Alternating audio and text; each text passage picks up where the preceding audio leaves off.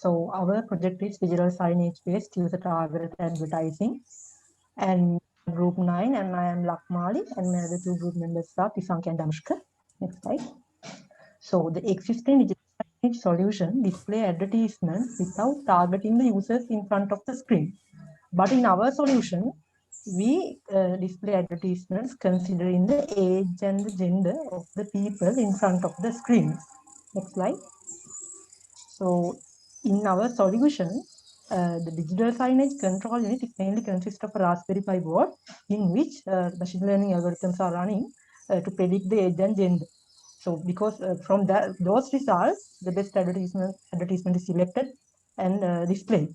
And if multiple customers are found in front of the screen, we display generic advertisements. And using smart power supply unit, the shopkeeper can turn on or turn off the digital screen by mobile application. Next slide. So in the software architecture, the digital sign owner can upload the advertisements using the mobile application, and those advertisements will be stored in Google Cloud as Google Slides.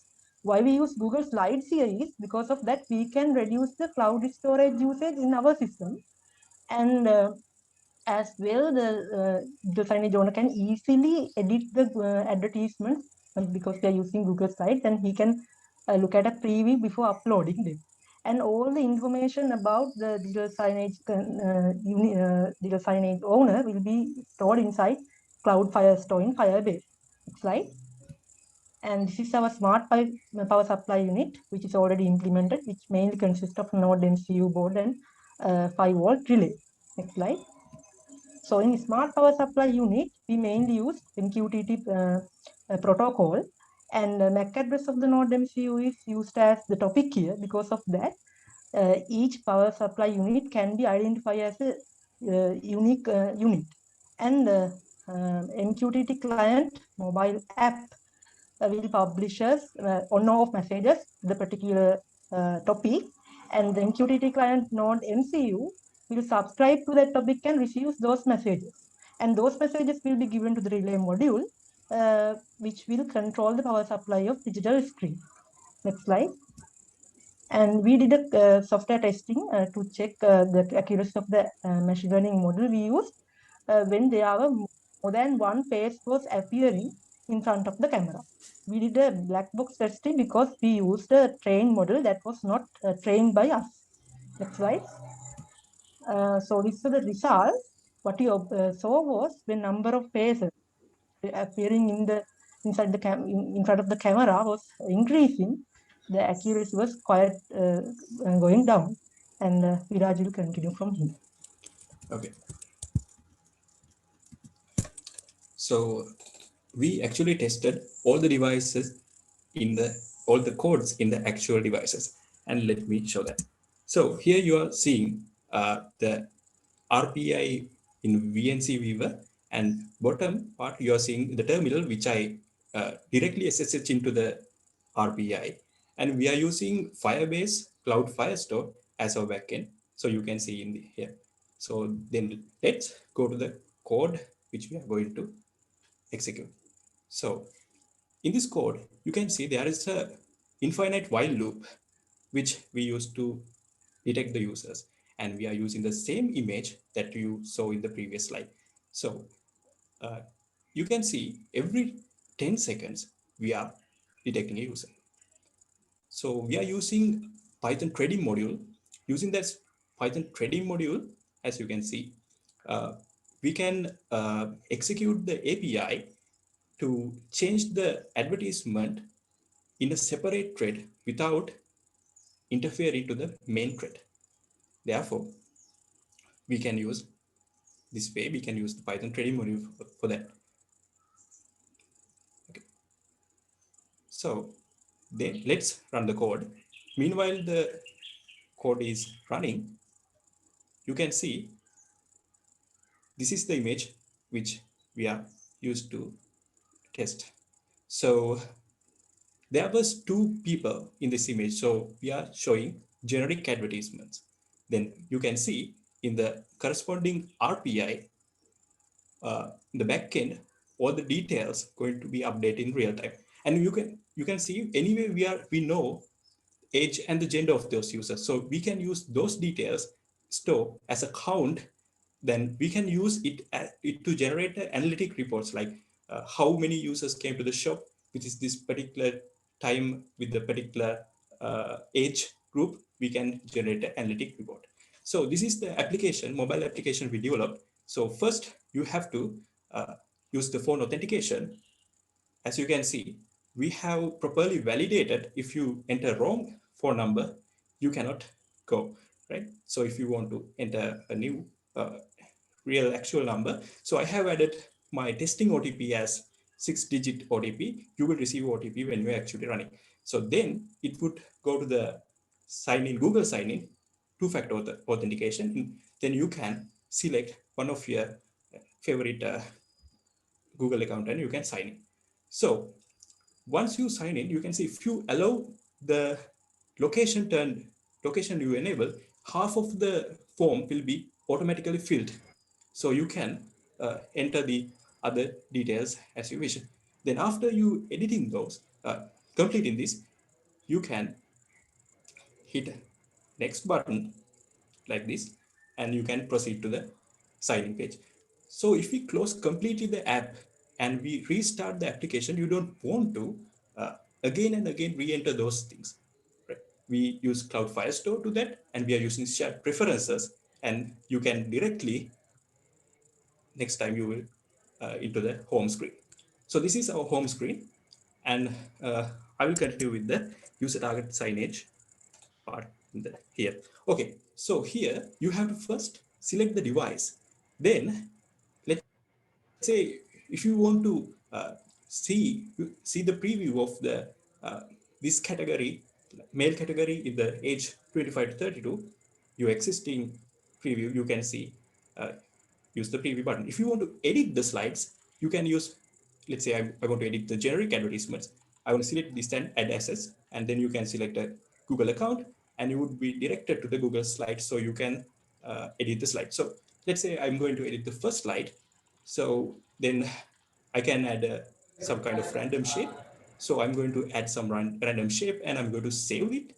Then you could remember that there was a button like in the green button which says its user targeting is on. So I'm going to do is I'm going to hit that button. Watch what happens. If I hit that button, user targeting will be off, and you can see the screen. It's no longer the ads are available.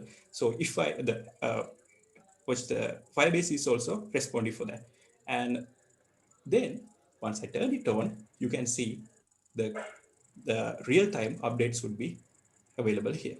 So even, yeah, here then text go to the user dashboard. The dashboard would show you the assets you have added, and you can preview them as well. And as I said, we can create an analytic report, but we haven't finished it yet. Using those data, you can use that. And here you saw the uh, profile. You can edit it, and definitely you can log out as well. So the rest of the things will be explained by Hans. Hans.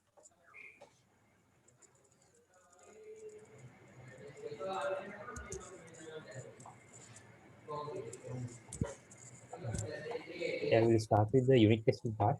For the Flutter application, as Vlad said, we have used that to carry out tests for user entry validation.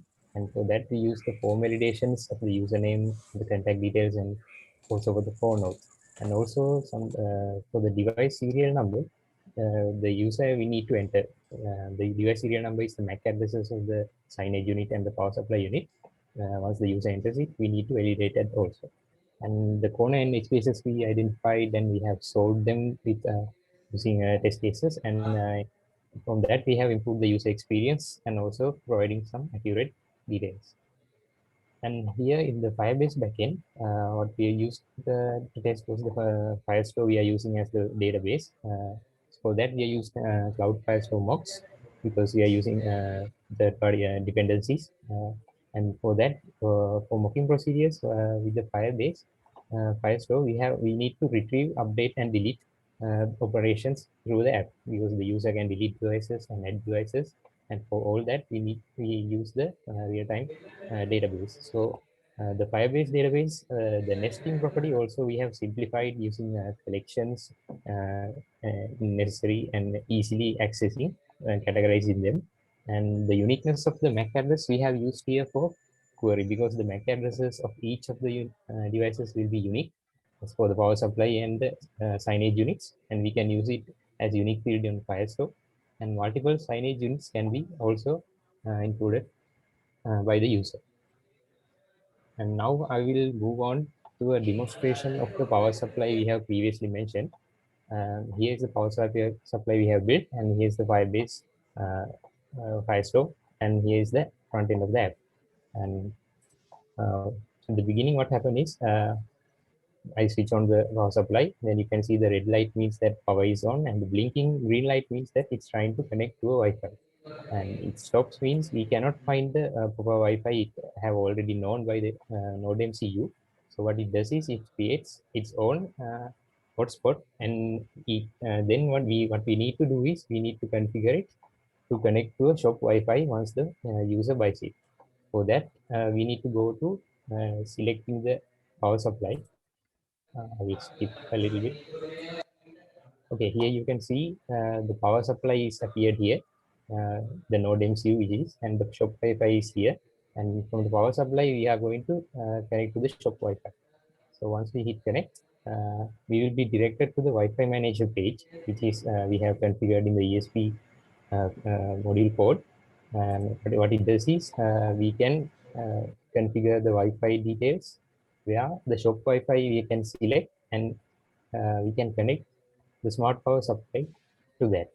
Once we hit save, we can see after getting the credential, this green light on the side should appear if the Wi-Fi is connected correctly.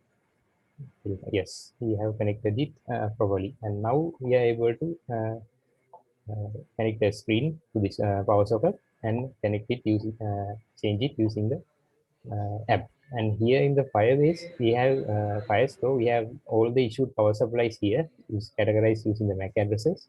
And in the power supplies units, here we can have the users MAC addresses, which we have devices of.